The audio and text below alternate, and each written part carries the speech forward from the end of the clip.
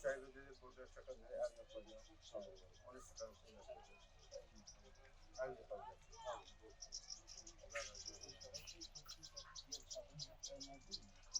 Ben çok iptal ettim.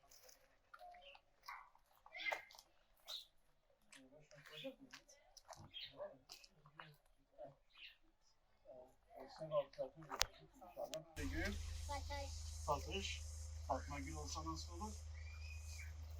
Tamam. Rabia, Ali Ensar, Eren. Tanıştığımıza memnun oldum. Size büyüyünce bizimle beraber ihtiyaç sahiplerinin ihtiyaçlarını gideceğiz, değil mi? Onları hem yiyecek götüreceğiz, hem giyim götüreceğiz. Okula başladıklarında onlara kırtasiye yardım götüreceğiz. Geçmiş olsun, Allah yardımcınız olsun.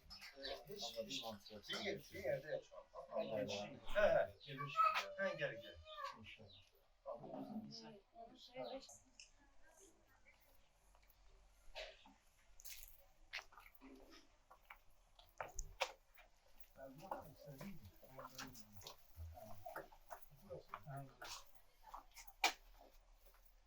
Yavaş yani aniden şey olmaz. Yatışma yaptım bize her iki kalçama protez takacaktı. Mustafa Çukur'da.